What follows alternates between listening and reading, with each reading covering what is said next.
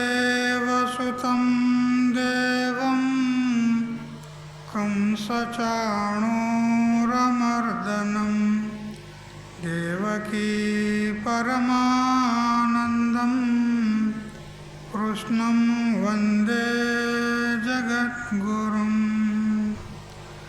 శంకరం శంకరాచార్యం కేశవం బాదరాయణం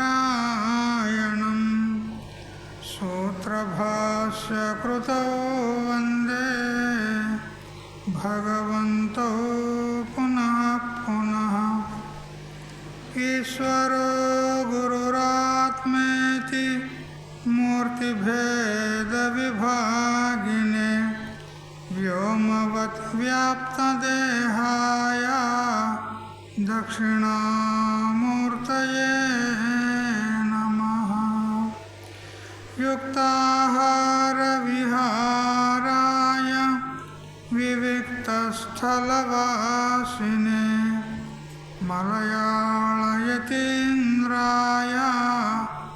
బ్రహ్మనిష్ఠాయ తే నమః గీతా భాగవతాద్వైత తత్వామృతస్వరూపిణే గండీక్షేత్రనివాసాయ రామకృష్ణాయ తే నమః. ఓం పూర్ణమదః పూర్ణమిదం పూర్ణాత్ పూర్ణముదచ్యతే పూర్ణస్య పూర్ణమాదాయ పూర్ణమేవావశిష్యతే. ఓం శాంతి శాంతి శాంతి. స్వాంత పరికల్పిత బ్రహ్మాండ అంతర్వర్తి సకల చరాచర ప్రాణికోట్ల యందు అసత్ జడ దుఃఖ మోహాత్మకమైనటువంటి సకల ఉపాధుల కంటే విలక్షణమై సత్ చిత్ ఆనంద రూపం చేత స్వయం ప్రకాశమానమై వెలుగొందుచున్నటువంటి ప్రత్యేక అభిన్న పరమాత్మకు సాష్టాంగ ప్రణమిల్లుతూ, ఆత్మీయులారా, శ్రీమద్ భగవద్గీత కర్మయోగము తృతీయ అధ్యాయము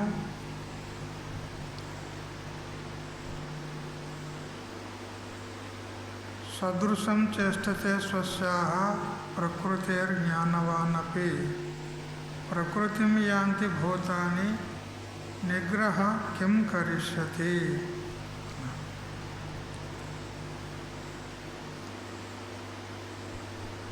సర్వులు కూడా ప్రకృతికి పరతంత్రులై ఉంటారు. అంటే అందరూ కూడా జ్ఞాని ఉండని అజ్ఞాని ఉండని ప్రకృతికి వశగతమై ఉంటారు. అందువల్ల ఈ ప్రకృతిని ఎవరు కూడా నిగ్రహించలేరు అని అంటే అక్కడ మరి జ్ఞాని అజ్ఞాని భేదం ఎలా ఏర్పడింది అని అంటే, జ్ఞాని కూడా ప్రకృతికి అధీనమై తన స్వభావానికి అధీనమై ప్రారబ్ధానుసారంగా ప్రాప్తమైనటువంటి కర్మలు చేస్తూ ఉంటాడు. కానీ అభిమానరహితంగా చేస్తూ ఉంటాడు.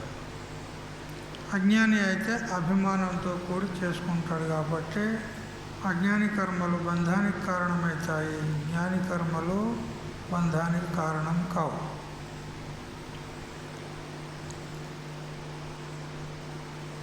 అయితే ఇక్కడ ఒక శంక ఏర్పడుతుంది. మరి అందరూ జ్ఞానులు అజ్ఞానులు సకల జీవులు కూడా ప్రకృతికి వశమైపోతే మరి విధి నిషేధాలను బోధించేటువంటి శాస్త్రం యొక్క గతి ఏమిటి? ఇక విధి నిషేధాలు చెప్పాల్సిన అవసరమే లేదు. అందరు ప్రకృతికి వశగతమైపోతూ ఉంటే ఇక ఇతనికి ఈ విధంగా చెయ్యాలి, ఇతడు ఈ విధంగా చెయ్యకూడదని నిషేధము విధి ఎందుకు? అందరూ ప్రకృతి యొక్క ప్రవాహంలో కొట్టకపోతే మరి విధి నిషేధాలను బోధించిన శాస్త్రం యొక్క గతి ఏమిటి? శాస్త్రం అప్రామాణికం అయిపోతుంది కదా అని ఈ విధంగా శంక కలిగేందుకు అవకాశం ఉంది. అప్పుడు చెప్పినాడు, ఇంద్రియస్యేంద్రియార్థే రాగద్వేష వ్యవస్థితో తయోర్నవసమాగచ్చే తౌహ్యస్య పరిపంచనౌ. అయితే ప్రకృతి సహజంగా తన నియమాలను అందరికీ వర్తింపజేస్తుంది. కానీ ఆ ప్రకృతి సిద్ధమైనటువంటి కర్మలు ఎవరికి బంధానికి కారణం కావు. మరి ఏమి కారణము అంటే ఆ కర్మలలో ఏవైతే రాగద్వేషాలు పెంచుకుంటాడో అవి బంధానికి కారణమవుతాయి.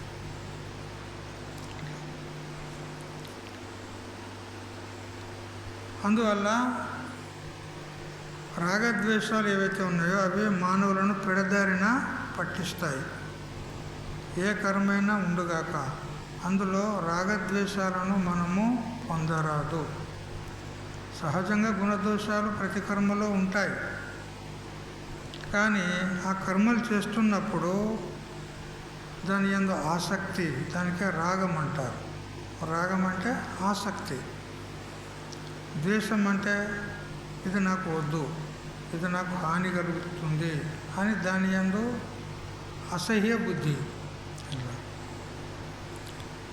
అయితే ఈ రాగద్వేషాలు ఇంకా లోభమోహాలు కూడా కలుగుతూ ఉంటాయి ఈ కర్మల వల్ల. అవి అంతఃకరణం నుండి కలిగినటువంటి ప్రకృతి సిద్ధమైనటువంటి కర్మలలో ఏమీ దోషం లేదు.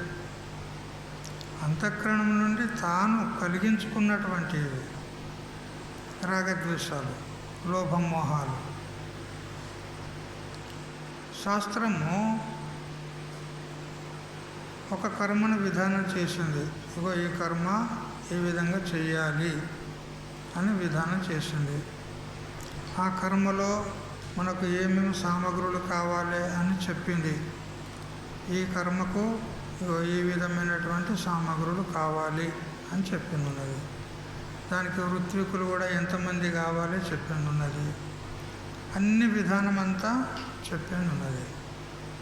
అయితే ఆ కర్మలో చేసేటప్పుడు ఒకవేళ యజమానికి కానీ లేదా ఋత్విక్ అంటే పురోహితునికి కానీ లోభం కనుక కలిగినట్లయితే ఆ కర్మ అది అధర్మమైపోతుంది. శాస్త్రవిహితమే అయినా కూడా అందులో లోభం కనుక కలిగిందనుకో అది అధర్మంలో గణన అవుతుంది. ఉదాహరణకు వివాహంలో అనేక సామగ్రులు అక్కడ అవసరం ఉంటాయి. అందులో కొంత దూది, పత్తి, కాటన్ అంటారు కదా, అది కూడా అవసరం ఉంటుంది. అయితే అది ఎంతో కొంత ఒక చటాక్ 50 గ్రాములో ఎంతో అవసరం ఉంటుంది అక్కడక్కడ వాడుకోవడానికి. అయితే పురోహితునికి పూర్వకాలంలో కంబళ్ళు నేసేవారు చేయితోని. కంబళ్ళు బొంగడి అంటారా, కంబడి అంటారా, దుప్పటి అంటారా, దుప్పటి అవి అంటారు. దొడ్డుగా మనం కప్పుకోవడానికి ఉంటాయి కదా. అయితే ఆ పురోహితునికి కంబలి లేదు ఇంట్లో. అయితే ఆ పెళ్లి వారికి చెప్పినాడు 2 కిలోల పత్తి కావాలి అని చెప్పినాడు. 2 కిలోలు 3 కిలోల కంబలికి ఎంత అవసరం ఉంటుంది అంత చెప్పిండు వాడు.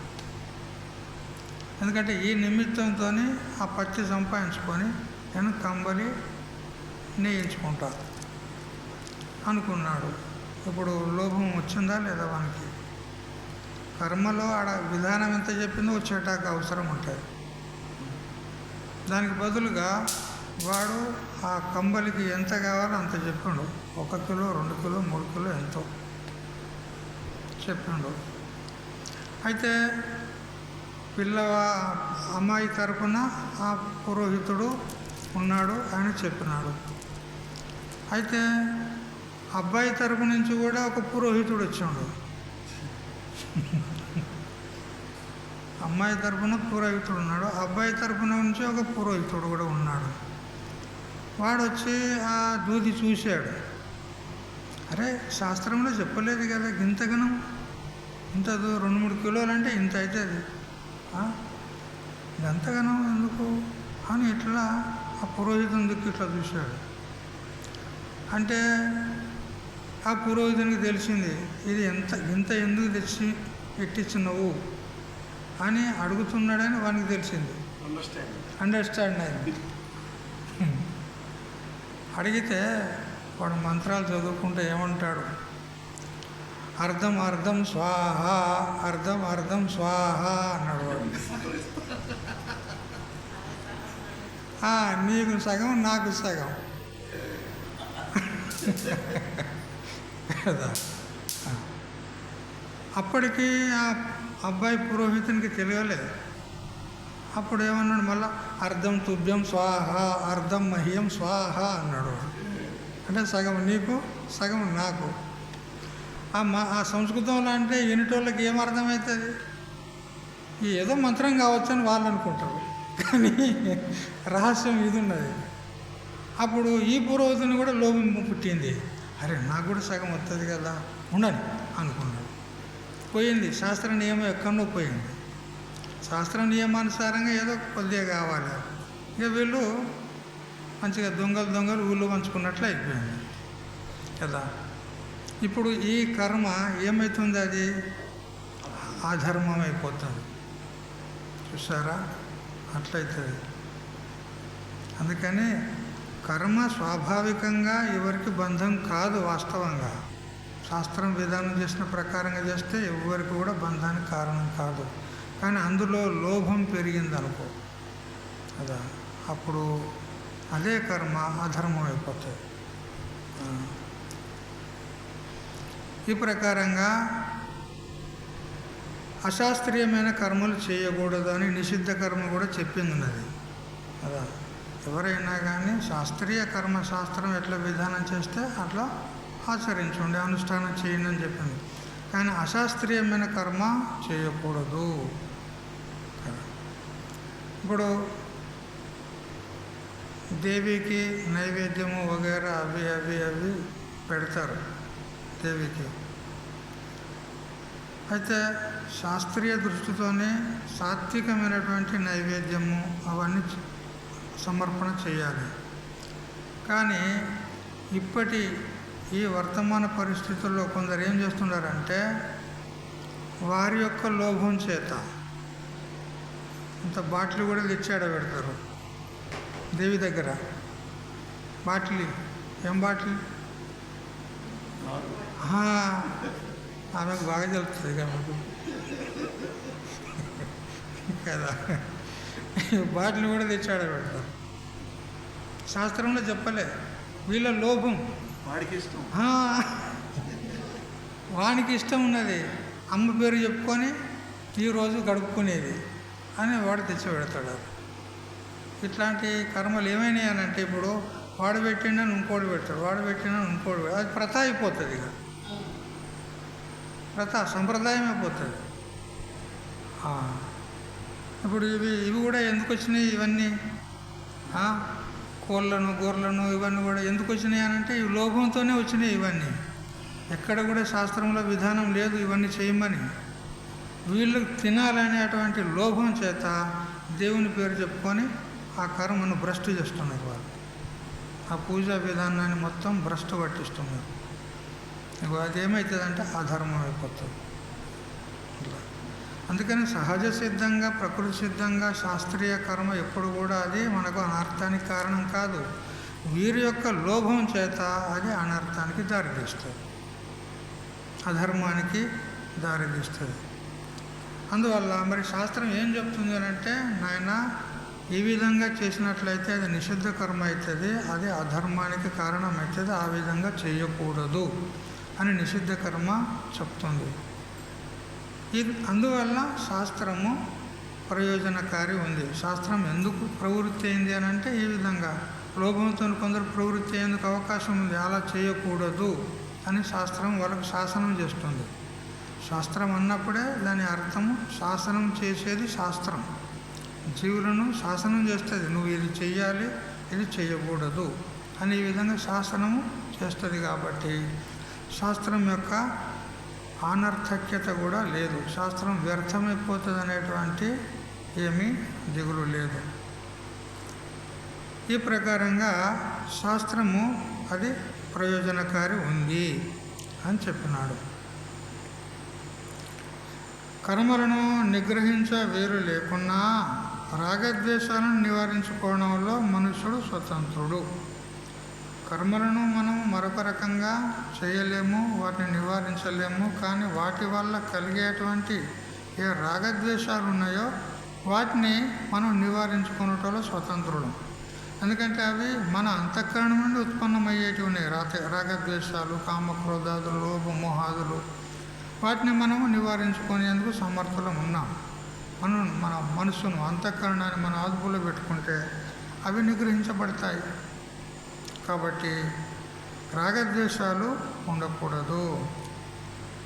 అవి ఒకవేళ ఉన్నాయనుకో, అవి పురుషార్థానికి ప్రతిబంధకములు అవుతాయి. పొద్దున్నే చెప్పుకున్నాం, పరిపంథి అంటే దారి దొంగలు. రాగద్వేషాలు అంటే మనకు ఆధ్యాత్మ మార్గంలో పోవడానికి అవి ప్రతిబంధకం చేస్తాయి, అడ్డు నిలుస్తాయి.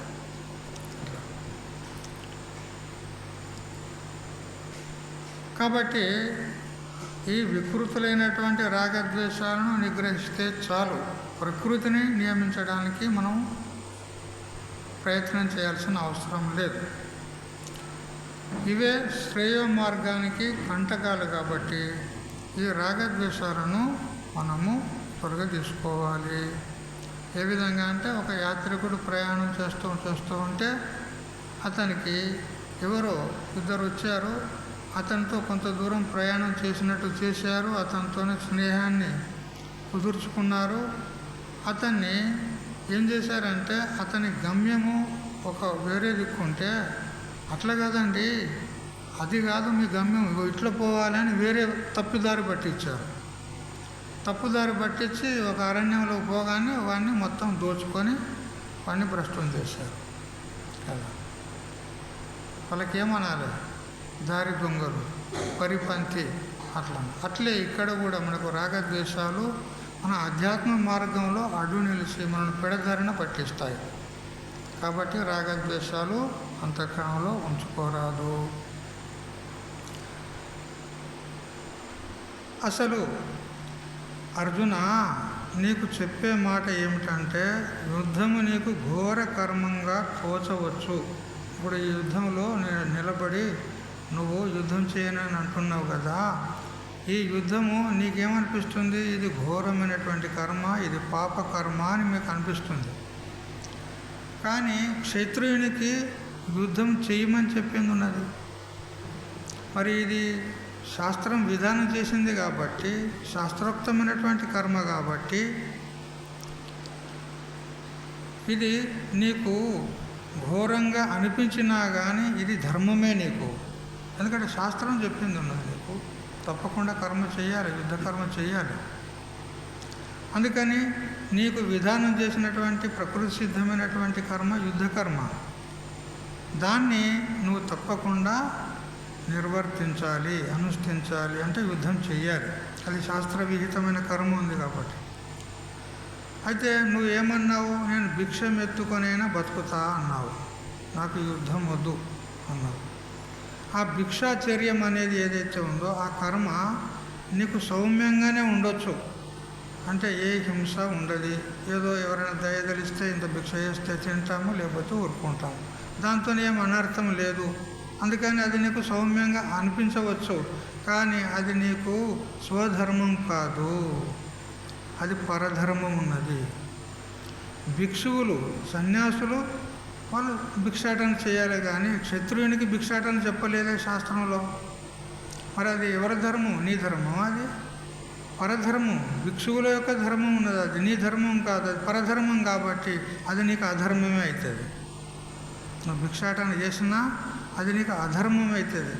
అందుకని స్వధర్మంలోనే వాళ్ళు ఉండాలి. చెప్పినాడు కదా భగవంతుడు, శ్రేయాన్ స్వధర్మో విగుణ పరధర్మాత్ స్వనిష్ఠితాత్ స్వధర్మే నిధనం శ్రేయ పరధర్మో భయావహ అన్నాడు. చూడు, శ్రేయాన్ స్వధర్మో విగుణ, నీ స్వధర్మం ఏదైతే ఉన్నదో, శాస్త్రోక్తమైనటువంటి నీకు విధానం చేసినటువంటి కర్మ అయితే ఉన్నదో, దానిలో కించిత్ గుణదోషాలు ఉన్నా కానీ అది నీకు ధర్మమే.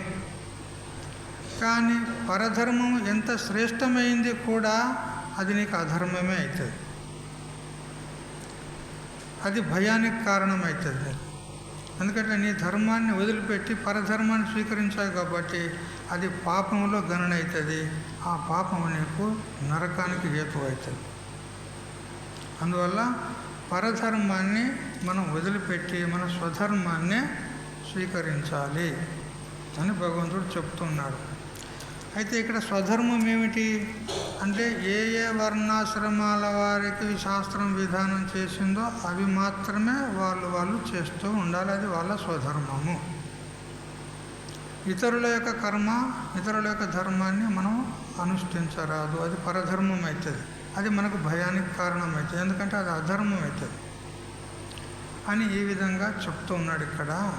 కానీ 18వ అధ్యాయంలోకి పోయిన తర్వాత అక్కడ సర్వధర్మాన్ పరిత్యజ్య మామేకం శరణం వ్రజ అహం త్వా సర్వ పాపేభ్యో మోక్షయిష్యామి మా శుచః అన్నాడు.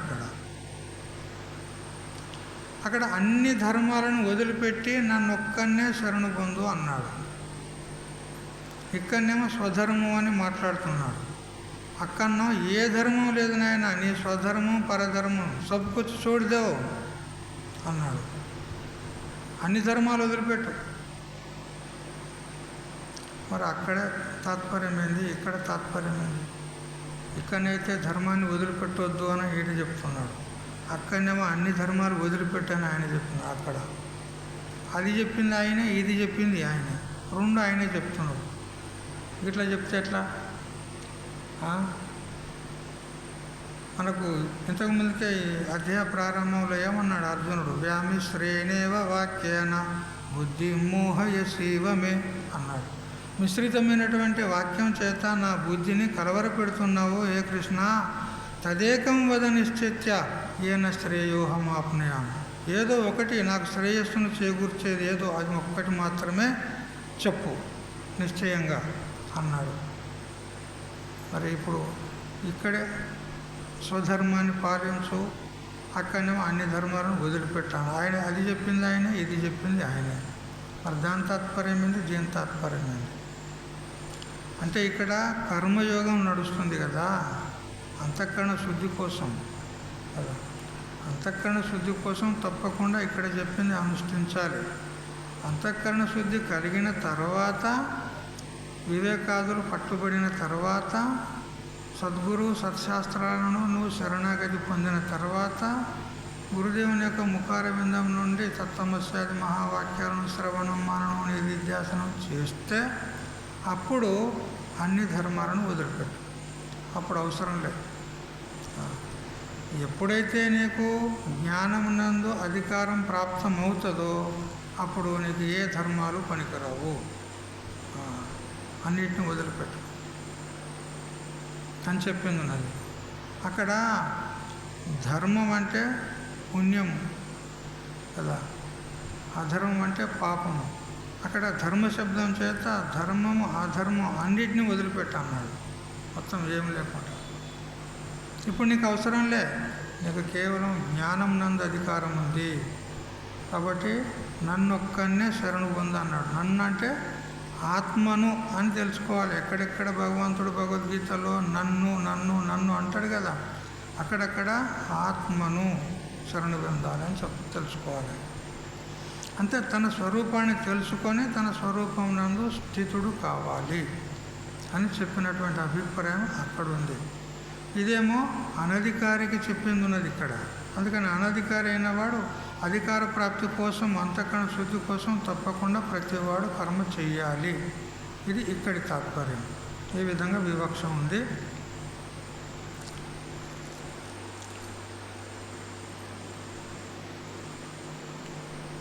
అయితే స్వధర్మంలో కొన్ని గుణదోషాలు ఉన్నా కానీ స్వధర్మమే మనకు ఆచరించదగినది. పరధర్మములో కించిత్ శ్రేష్టత మనకు కనపడినా కానీ అది మనకు అపేక్షితము కాదు. అందుకని దాన్ని వదిలేసే. ఇప్పుడు చూడండి, పాలు శ్రేష్టమే కదా, పాలైతే శ్రేష్టం.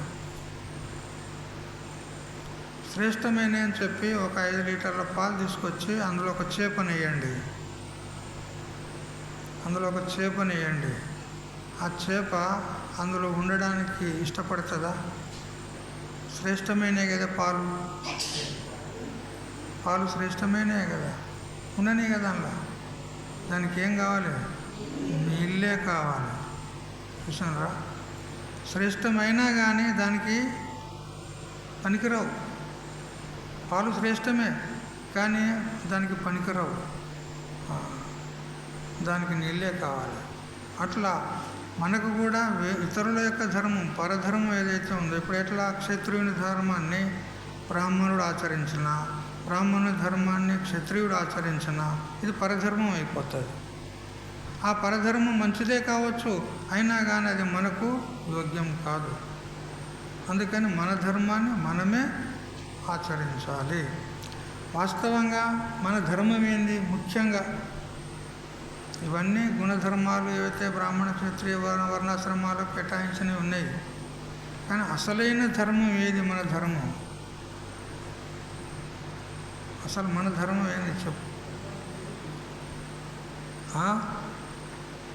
ముఖ్య ధర్మం ఏంటంటే మన స్వరూపాన్ని మనం తెలుసుకోవడమే ముఖ్య ధర్మం. ఇది అది విడిచిపెడితే అన్ని పరధర్మాలే. మాకు తెలుస్తలేదంటే ఇక చెయ్యి, కర్మ చేసుకుంటూ ఉండు, ఇట్లా చెప్పింది ఉన్నది. కాబట్టి ఈ విధంగా స్వధర్మ పరధర్మ విషయంలో ఈ విధంగా ఇట్లా చికిత్స ఉంటుంది. ఈ విధంగా ధర్మాల విషయంలో విచారణ ఉంటుంది. కాబట్టి ఈ విధంగా ధర్మాల గురించి చెప్పి ఇప్పుడు అర్జునుడు ఏమంటాడంటే, స్వామీజీ బాగానే కర్మ గురించి చెప్తూ వస్తున్నారు, కానీ మేము లోకంలో చూస్తున్నాము కొందరు మంచి సదాచార సంపన్నులే, ధర్మాచరణ చేసేవారే, మంచి సన్మార్గంలో నడిచేవారే, అయినా కానీ అతన్ని ఎవరో బలత్కారంగా నియుక్తుని చేసినట్టుగా, ఏ విధంగా ఒక యజమాని తన సేవకుని అరే ఇది చెయ్యి అని ఎట్లా శాసనం చేస్తాడో అప్పుడు ఇతడు చేయాలి కదా, సేవకుడు చెప్పింది చేయాలనా లేదా? అంటే అతనికి ఇష్టం లేకున్నా కానీ ఆ యజమాని చెప్పింది చేయాలి కదా. ఇప్పుడు ఒక బ్రాహ్మణుడు ఉన్నాడు, అతడు చాలా పేదవాడు. ఇప్పుడు ఈ కాలం లోపల ఎంతమంది పురోహితం చేస్తున్నారు, ఎంతమంది సత్కార్యాలు చేస్తున్నారు, దాంతోనే అతని పొట్ట గడుస్తుందా అని చెప్పి అతడు ఏం చేసిండంటే ఒక శూద్రుని దగ్గర జీతం ఉన్నాడు, ఏదో పొట్ట గడవాలి అనుకున్నాడు. ఒక శూద్రుని దగ్గర జీతం ఉన్నాడు, నౌకరికి ఉన్నాడు. ఇప్పుడు వాడు శూద్రుడు కాబట్టి దినమంతా పనిచేసిన తర్వాత వానికి పొద్దుకితే కావాలి, శూద్రుడు కదా. పొద్దుకితే కావాలి. అప్పుడు ఈ బ్రాహ్మణుడు నౌకరు ఉన్నాడు కదా అని పిలిచి, ఏయ్ దుకాణానికి పోయి తీసుకురాపో. ఇప్పుడు ఈ బ్రాహ్మణునికి అటువంటి జాగాలకు పోయే ఇష్టం ఉంటుందా? తెలిసిందా లేదా?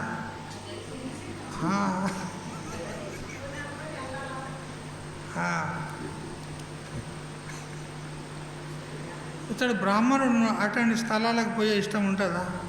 కానీ ఇప్పుడు నౌకరి ఉన్నాడు, చెప్పింది చేయాలి. అందుకని విధి లేక, గత్యంతరం లేక, అయ్యో భగవంతా, నేను ఈ పొట్ట కోసమై ఏమేమి పనులు చేయవలసి రావట్టాను అని ఏడ్చుకుంటూనైనా పోతాడు. వాడు పోయి తెస్తాడు. అంతే కదా. అట్లా మేము చాలామందిని చూస్తున్నాం. మంచి మంచి ఆచరణ పరులు కూడా వాళ్ళను ఎవరో అతన్ని బలత్కారంగా నియోగం చేసినట్టుగా వాళ్ళు కొన్ని చేయరాని కర్మల్లో కూడా ప్రవృత్తులు అవుతున్నారు. కారణం ఏంది స్వామీజీ అని అడుగుతున్నాడు అర్జునుడు. భగవంతుని అడుగుతున్నాడు. మంచి మంచి వాళ్ళు కూడా కొన్ని చెడు కర్మల్లో ప్రవృత్తులు అవుతున్నారు. అట్లెందుకు? జరుగుతాయి, ఇట్లా కొన్ని ఘటనలు జరుగుతాయి. దీనికి కారణం ఏంది చెప్పు. ఇంతకుముందుకే ఒక మాట అన్నావు, జ్ఞానులు కూడా ప్రకృతికి వశగతులే కర్మలు చెయ్యాలి అని చెప్పినావు. అక్కడ ఒక వ్యవస్థ చేసినావు. జ్ఞానులు చేస్తారు కర్మలు, కానీ అసంగులై చేస్తారు, అభిమాన రహితులై, కర్తృత్వ అభిమానం లేకుండా చేస్తారని ఒక వ్యవస్థ చేసి సమాధానం చెప్పినావు. మరి దీనికి చెప్పు. ఇప్పుడు మంచి మంచి వాళ్ళు కూడా అందులో బలత్కారంగా కర్మల్లో ప్రవృత్తులు అవుతున్నారు, దుష్కర్మల్లో ప్రవృత్తులు అవుతున్నారు. దానికి కారణం ఏంది చెప్పు. శ్లోకం చదవండి. అథ కేన ప్రయుక్తోయం పాపం చరతి పూరుషః అనిచ్ఛన్నపి వార్ష్ణేయ బలాదివ నియోజితః.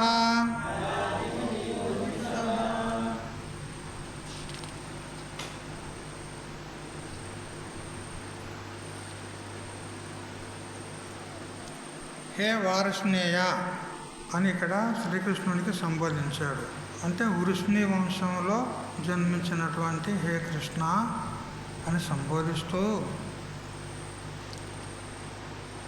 అయం పురుష అంటే ఈ పురుషుడు మంచి సదాచార సంపన్నుడైనప్పటికీ కూడా కేన ప్రయుక్త పాపం చరతి, దేని చేత ప్రేరితుడయ్యి ఇతడు పాపాచరణ చేస్తున్నాడు?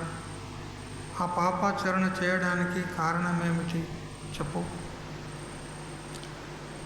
ఎట్లా అంటే అనిచ్ఛన్నపి, ఇచ్చ లేకున్నా కూడా ఆ పాపాచరణలో ప్రవృత్తుడవుతున్నాడు. కారణం ఏమిటి? తనకు చేయాలని ఇచ్చ లేదు, కానీ బలాత్కారంగా ఎవరో అతన్ని మెడలు బట్టి చెయ్యి అని ఇట్లా శాసనం చేసినట్టుగా అతడు చేస్తున్నాడు. ఎందుకు అని ఈ విధంగా అర్జునుని యొక్క ప్రశ్న.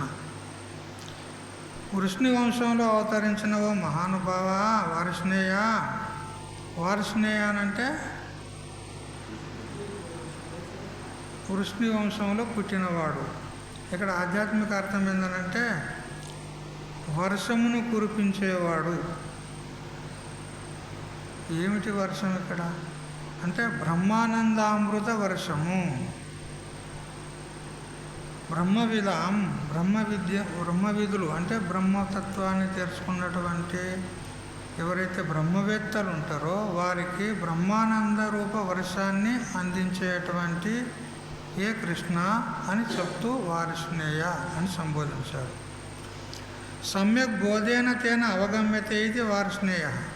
చక్కటి బోధ వాళ్ళకు అందిస్తావు, బ్రహ్మానందాన్ని వాళ్ళకు అందిస్తావు. అందుకని ఓ వార్ష్ణేయ చూడు, నీకు ఒక నమస్కారము అంటాడు అర్జునుడు. నమస్కారం చేయాలి కదా. ఎన్నిసార్లు నమస్కారం చేసినా కానీ ఆపత్తి లేదు. ఎందుకంటే మన కళ్యాణాన్ని చేకూర్చేవాడు భగవంతుడు కదా. అతను ముందు పెట్టుకొని మన బండిని నడిపించాలి. ఇప్పుడు కృష్ణుడు ఏం చేసిండు? అతన్ని ముందు పెట్టుకొని రథాన్ని నడిపిస్తుండా లేదా? కృష్ణుడిని ఎక్కడ పెట్టిండు? డ్రైవర్ ముందు పెట్టుకున్నాడు. డ్రైవర్ ముంగట ఉంటాడే అనుకుంటాడా? ముంగట ఉంటాడు. డ్రైవర్ మంచోడైతే బండి మంచిగా నడుస్తుంది. అందుకని భగవంతుని మనం ముంగట పెట్టుకుంటే మన బండి మంచిగా నడుస్తుంది. అంతేనా లేదా? అందుకని భగవంతుని ముంగట పెట్టుకొని నడవాలి. కాబట్టి నీకు నమస్కారము. నా ప్రశ్న ఉంది అంటాడు. స్వామి, నీవు ప్రతివానికి సంయమ జీవితం కావాలంటావో, స్వధర్మాన్ని ఆచరించాలంటావో, కానీ మానవునికి ఉద్దేశపూర్వకంగా పాపాలను చేయాలి అనేటువంటి అభిప్రాయం లేకున్నా ఏదో బలవంతమైన శక్తితో ప్రేరేపింపబడి పాపకార్యాల్లో ప్రవృత్తుడవుతున్నాడు. ఎందుకు చెప్పు అంటారు. అయితే పరమ పురుషార్థానికి సాధనంగా నువ్వు చెప్పినటువంటి కర్మయోగం ఏదైతే ఉందో దాన్ని ఆచరించాలని ఇష్టం ఉన్నా మానవుడు ఆచరించలేకపోతున్నాడు. చెడు కార్యాలను చేయాలని ఇష్టం లేకున్నా చెడు కార్యాలను చేస్తూ ఉన్నాడు. ఏం కారణం చెప్పు? ఒకసారి ఎవరో దుర్యోధనుడిని అడిగినరంట, ఎవరా ఇన్ని దుర్మార్గం పనులు చేస్తున్నావు, ఎందుకు చేస్తావురా ఇవన్నీ అని అడిగినరంట.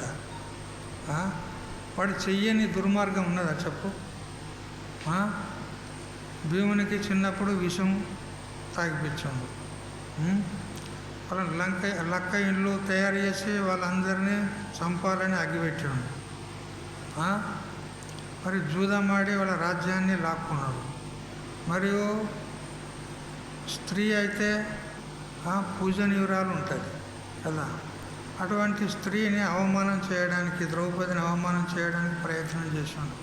అలా చివరికి వాళ్ళని 13 ఏళ్ళు వనవాసం పంపాడు. ఏ పాపం చేయలేవాడు, అన్ని పాపాలు చేసాడు. అందుకే ఆతతాయి అంటారు వానికి కదా.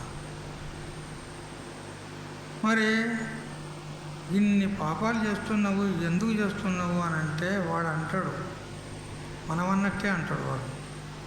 మనం గట్లే అంటాం. ఏమన్నాడు అంటే,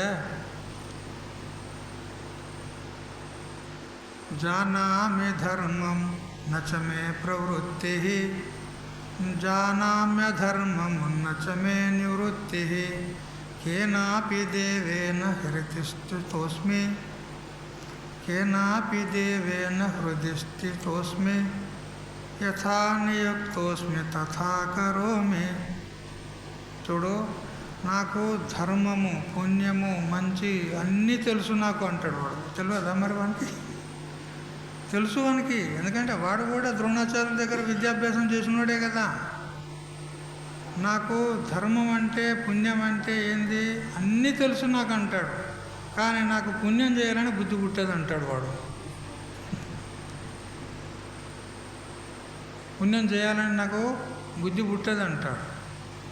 మరి పాపం అంటే ఏంది, పాపం యొక్క ఫలితం ఏంది, నరకం. అది కూడా నాకు తెలుసు, కానీ నాకు పాపం చేయకుండా ఉండబుద్ధి కాదంటాడు వాడు. పాపం చేయకుండా ఉండబుద్ధి కాదు, పాపం చేయాలనిపిస్తుంది నాకు. అరే గట్టెట్లా అనిపిస్తుందిరా, అట్టెట్లా చేస్తున్నావు నువ్వు అంటే, ఎవడో దేవుడు నా హృదయంలో ఉండి నన్ను అట్లా ప్రేరణ చేస్తున్నాడు. ఇక వాడు ఎట్లా చెప్తానే అట్లా చేస్తానా అంటాడు. చూడు, వాడు దేవుని మీద పెట్టాడు. వాడు చేసేది వాడైతే దేవుని మీద పెట్టి, ఎవడో ఒక దేవుడు నా లోన ఉండి నన్ను ఇట్లా ప్రేరణ చేస్తున్నాడు, చెయ్యి, ఈ పాపం చెయ్యి, ఈ పాపం చెయ్యి. దేవుడైతే పాపం చేయమంటాడు ఎవడన్నా? వాడి దేవుడు ఎట్లయితాడు పాపం చేయమన్నట్టు? వాడికి అట్లా అంటాడు కదా. మనం గట్లే అంటాం, అంతా భగవంతుడే చెప్పిస్తాడు, మనదేమున్నది అని చేసే పాపాలు బరాబరి చేస్తూనే ఉంటాం. ఇప్పుడు మనం కూడా గట్లే అన్నాం కదా, అంతా భగవంతుడే చెప్పిస్తాడు నేను. ఇది చూడు, కొన్ని కొయ్యకపోతే కొన్ని కొయ్యకపోతే అమ్మవారు కోప్పడుతుంది. అమ్మవారు కోప్పడుతుంది. మారమ్మ ఏమంటారు ఇక్కడ?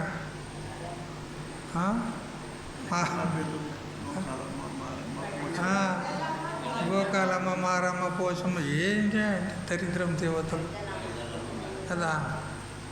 ఇక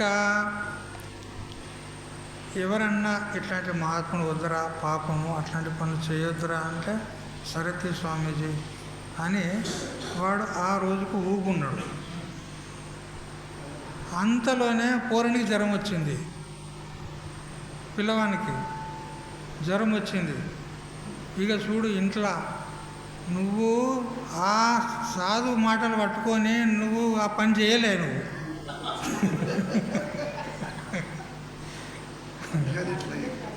అందుకని ఇట్లయింది. అమ్మవారి కోపానికి వచ్చింది చూడు. ఇక ఇంకోళ్ళు వేరే వాళ్ళు పెయిలోకి వస్తుంది కదా, ఆవేశం అవుతుంది కదా. దేవత ఏమంటారు, ఒంటి మీదకి వస్తుంది కదా, వాళ్ళని పట్టుకొస్తారు. ఇక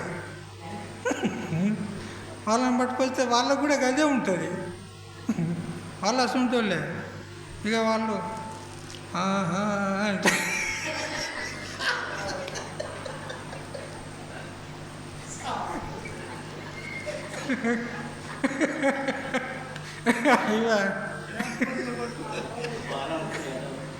నాకు యాపకొమ్మలు లేరు అంటుంది. ఇక యాపకొమ్మలు వస్తుంది, ఇక అవుతుంది.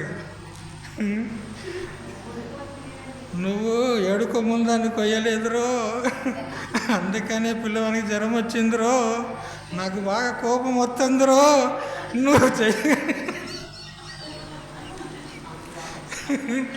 నువ్వు ఏడుకో ముందాన్ని కొయ్యకపోతే నీ ఇల్లును సర్వనాశనం చేస్తారో అంటుంది.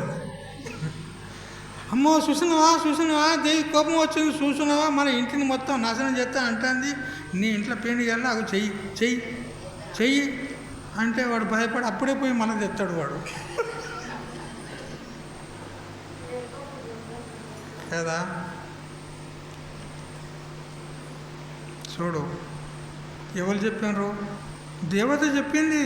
ఇది సంప్రదాయం నుంచి వస్తుంది, అనాది కాలం. మా తాతలు ముత్తాతలు చెయ్యాలని వద్దంటే మేము ఊరుకుంటామేమి అని అంటారు. వాళ్ళు ఎక్కడ చెప్తుండ్రు? దేవుని పేరు చెప్తుండ్రు వాళ్ళు. దేవుడైతే అట్లా చెప్తాడు ఎవడన్నా? వాడు దేవుడు ఎట్లయితాడు? ఒక ప్రాణిని హింసించు, దాని ప్రాణం తీయమని దేవుడు చెప్తాడా? అది దేవుడు కాదు, దయ్యం. ఆ ఒంట్లోకి వచ్చేటోళ్ళు ఎవరు? అంతా దయ్యాలు. అట్లా అవే యాపకమ్మలతో 4 పెట్లు పెట్టి బయట కొట్టాలి వాళ్ళు.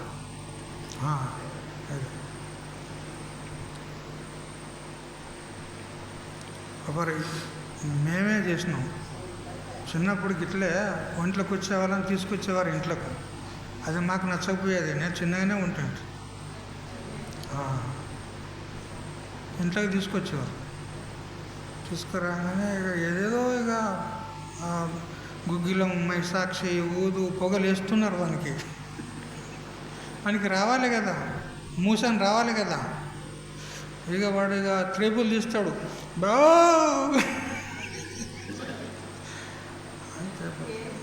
ఇక ఒంట్లోకి వచ్చిండు దేవుడిగా.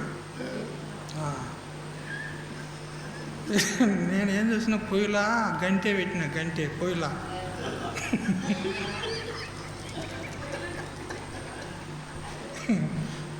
ఆడ అగ్గులున్నాయి పొయ్యిలా. అప్పుడే వంట చేసింది ఉండే. పొయ్యిలో గంటే పెట్టిన, కర్ర కాలింది. పట్టుకొని వస్తున్నా వాని దగ్గరికి. పట్టుకొని అంత దూరం వస్తున్నాయని వాడు లేచి ఒక్కటే కాలుస్తాడని కదా. అట్లా అన్నమాట. కాబట్టి ఇవన్నీ లోభం చేత చేస్తున్నారు మానవులు. ఇదంతా ఎందుకు చేస్తున్నారు? ఆ దేవుని పేరు చెప్పి అంటే లోభంతోనే చేస్తున్నారు. అంటే మేము తినాలి, తాగాలి అని ఒక లోభంతో చేస్తున్నారు అన్నమాట.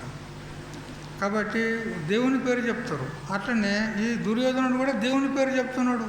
నాకు ధర్మం అంటే తెలుసు, కానీ ధర్మం చేయడానికి నాకు బుద్ధి పుట్టదు. అధర్మం అంటే నాకు తెలుసు, కానీ అధర్మం చేయకుండా ఉండలేను.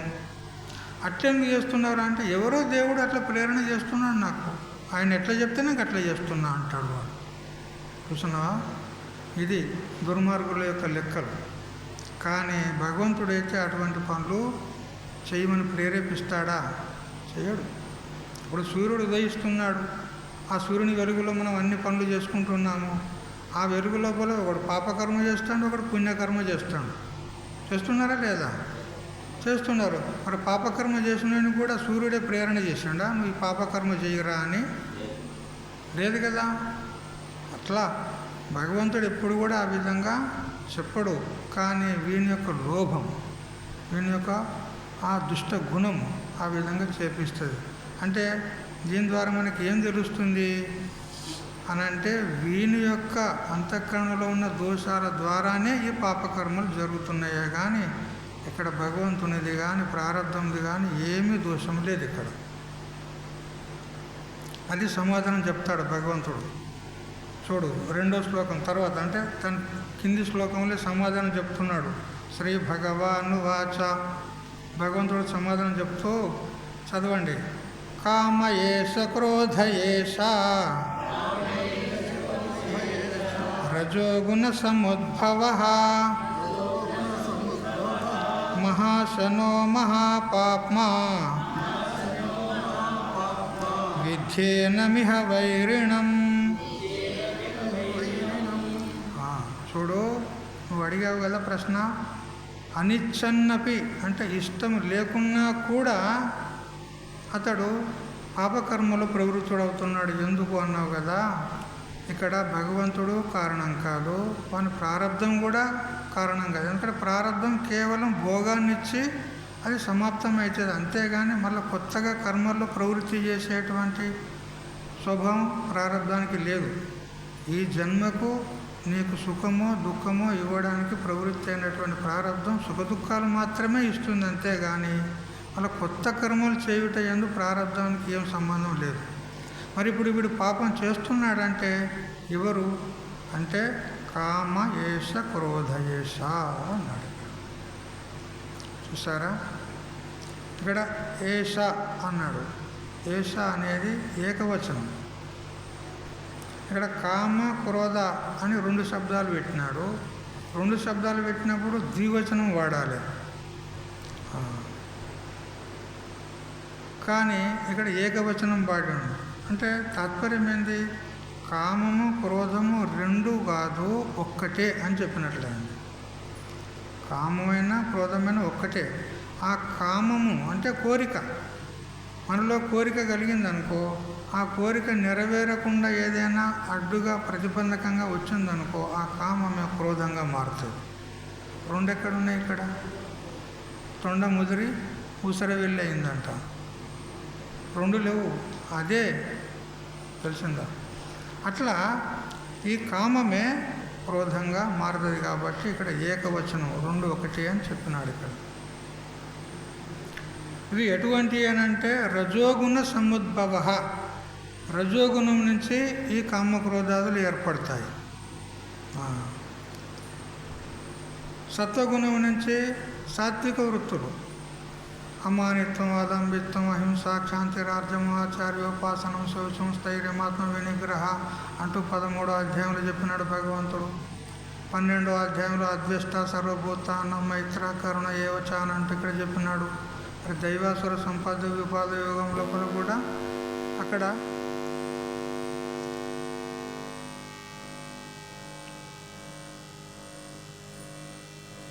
పదహారవ అధ్యాయంలో కూడా అభయం సత్వ సంశుద్ధి జ్ఞాన యోగ వ్యవస్థిత అని అంటూ దైవీ సంపత్తి చెప్పు. ఇదంతా కూడా సత్వగుణానికి సంబంధించింది. ఇక ఈ కామక్రోధాదులు, లోభమోహాదులు ఏవైతే ఉన్నాయో ఇవి రజోగుణం ద్వారా కలిగేటువంటివి. ఇక నిద్రాలస్య ప్రమాదోత్తం, నిద్ర, ఆలస్యం, సోమరితనము ఈ గుణాలు తమో గుణానికి సంబంధించినవి.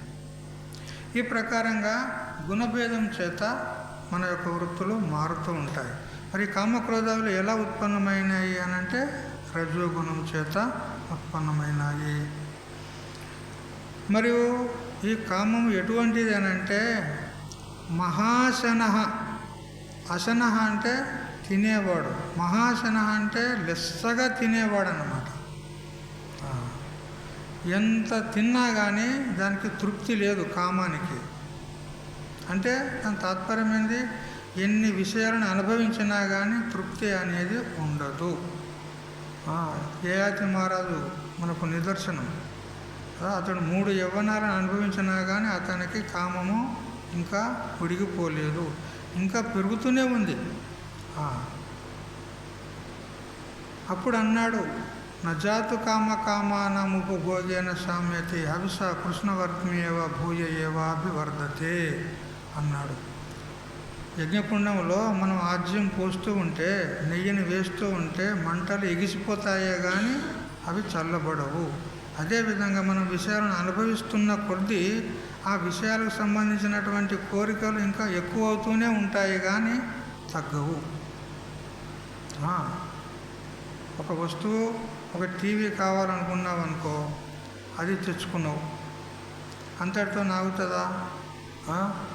దానికి అన్నీ ఏమేమి కావాలి, ప్లగ్గులు అవి అన్నీ పెట్టాలి, ఇది పెట్టాలి, అది పెట్టాలి. దానికి ఎన్ని కావాలి, అన్నీ ఉంటాయి. ఇక దానికి ఒక టేబుల్ కావాలి, దాన్ని ఎక్కడ పెట్టాలి, ఇవన్నీ ఉంటాయి. ఇప్పుడు పెరుగుతున్నాయా తగ్గుతున్నాయా? ఒక్క టీవీ అంటే ఇంకా దాంతో వెనక ఎన్ని వస్తున్నాయి. ఇట్లా ఈ ప్రకారంగా విషయాలను అనుభవిస్తున్న కొద్దీ ఇంకా పెచ్చు పెరిగి పోతూ ఉంటాయి కానీ ఎప్పుడూ తగ్గవు అని యయాతి మహారాజు మనకు చక్కటి ఉపదేశం చేసినాడు. కాబట్టి ఈ కామం ఎటువంటిదంటే మహాశనః, బకాసురుని లాంటిది. ఎంత తిన్నా కానీ దానికి తృప్తి అనేది ఉండదు. అట్లా అనలం, ఎట్లా అగ్నిలో నువ్వు ఎన్ని వేసినా కానీ స్వాహ అంటుంది. నువ్వు మొత్తం భూమండలాన్ని తెచ్చేసినా కానీ అది చాలు అని అనదు. అందుకే దాని పేరు అనలము అంటారు. అలం అంటే చాలు, అనలం అంటే నాకు చాలదు, అంటే నువ్వు ఎన్ని వేసినా అది నాకు చాలదు అంటుంది. అందుకే దాని పేరే అనలం అని పెట్టింది. అంటదా? నువ్వు ఎన్ని కట్టెలు వేసినా కానీ నాకు చాలా అంటదా? భస్మం చేస్తూనే ఉంటుంది. నువ్వు ఎన్నన్నా ఇవి భస్మం చేస్తూనే ఉంటుంది. అట్లా ఎన్ని అనుభవించినా కానీ భస్మం అయిపోతూనే ఉంటుంది. ఎన్ని అనుభవించినా భస్మం అయిపోతాం. కొందరికి భస్మరోగం అనేది ఉంటుంది. భస్మరోగం ఎంత తిన్నా ఒక అరగంట లోపల వాళ్ళు ఆకలి ఆకలి ఆకలి అంటాడు కూడా. అదొక రోగం.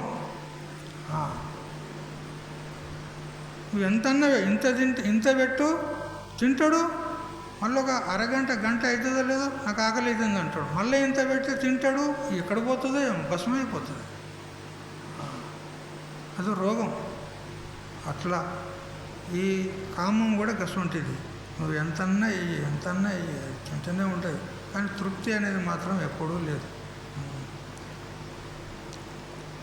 పూర్ణేషు పునర్నవానాం ఉత్పత్తయ సంతి పునర్నవం. మళ్ళీ నువ్వు ఎన్నెన్ని పూర్తి చేసుకుంటూ పోతావంటే అన్నీ కొత్తవి ఉత్పన్నం అయితేనే ఉంటాయి. మళ్ళా ఇది కామం యొక్క ఆ మహాశనం. అంటే అది ఎన్ని తిన్నా కానీ అది ఇంకా కావాలంటే అది గొప్ప తిండిపోతానమాట.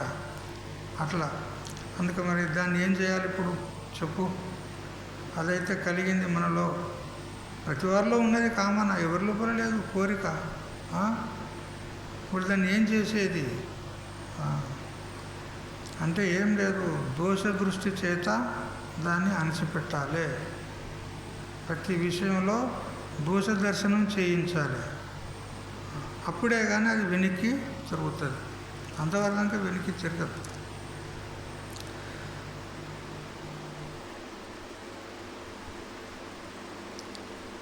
కోరికకు ఏదైనా అడ్డంకు కలిగినప్పుడు ఆ కామమే క్రోధంగా మారుతుంది. కామాన్ని నశింపజేస్తే ప్రత్యేకంగా క్రోధాన్ని నశింపజేయాల్సిన అవసరం లేదు. ఎందుకంటే మొక్కై ఉన్నప్పుడే దాన్ని తుంచేసినట్లయితే ఇంకా దానికి గొడ్డన్లు అవసరం లేదు. ఏమవసరం? అది పెద్దగా పెరిగి మ్రాణయింది అనుకో, అప్పుడు గొడ్డన్లు కావాలి కదా. మొక్క ఉన్నప్పుడే తుంచేసినాం అనుకో, ఒక ముళ్ళ చెట్టే ఉన్నదనుకో, దాన్ని తుంచేస్తే కూడా అది ఊకోదు, మళ్ళీ పిల్లలు పెడుతుంది. అని ఏం చేయాలి? మొత్తం వేర్ల కాంచి పిగిలించి పీకేయాలి. అట్లా ఈ కామాన్ని కూడా మనం పిగిలించి తీసివేసినట్లయితే ఇక క్రోధాన్ని మళ్ళా వేరుగా దాన్ని జయించాల్సిన అవసరం లేదు. ఎందుకంటే కామమే క్రోధంగా మారుతుంది. ఈ కామాన్నే తీసేసుకున్నాం అనుకో, అప్పుడు క్రోధము రానే రాదు.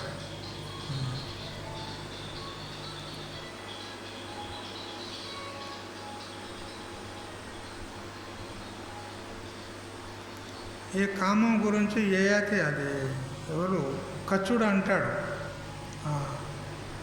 ఏ కామమా, నువ్వు ఎక్కడి నుంచి పుట్టావో నాకు తెలుసు, నువ్వు పుట్టినటువంటి బీజాన్నే పెరిగి వేస్తాను, అప్పుడు నువ్వు ఎక్కడి నుంచి పుడతావో నేను చూస్తా అంటాడు. ఈ కామం ఎక్కడి నుంచి పుడుతుంది?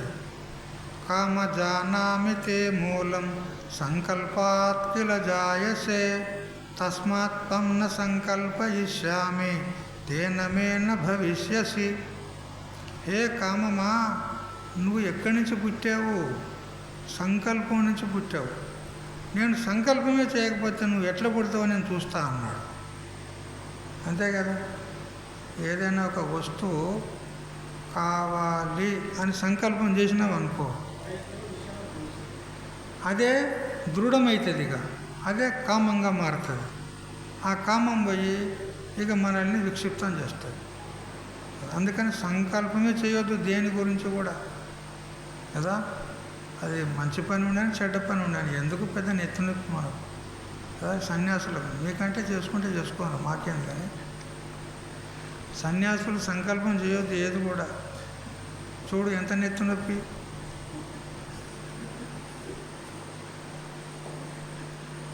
ఇప్పుడు ఎంత నెత్తినొప్పి, ఎన్ని విషయాలు చూసుకోవాలి, ఎంత సంభాలించాలి, ఎన్ని నెత్తినొప్పి.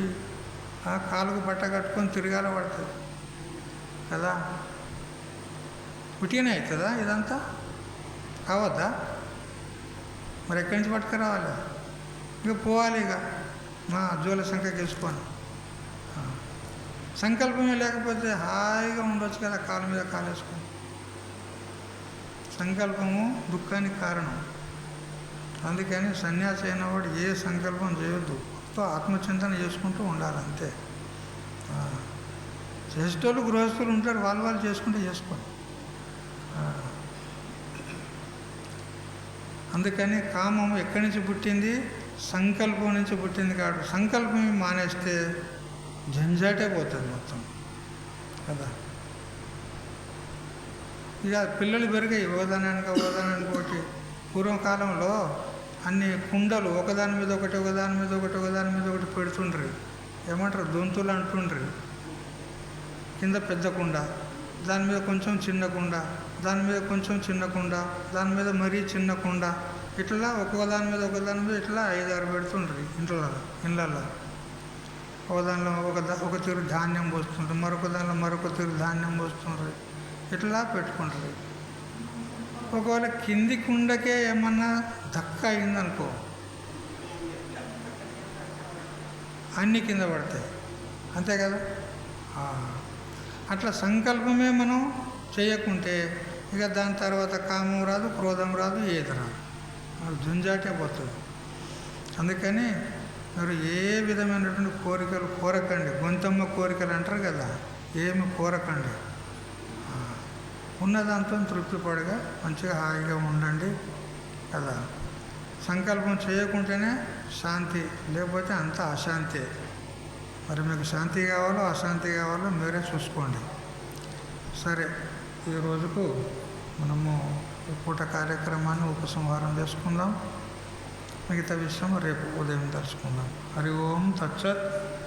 ఓం సహనా భవతు సహనౌ భునక్తు సహ వీర్యం కరవావహై తేజస్వినావధీతమస్తు మా విద్విషావహై. ఓం శాంతి శాంతి శాంతి.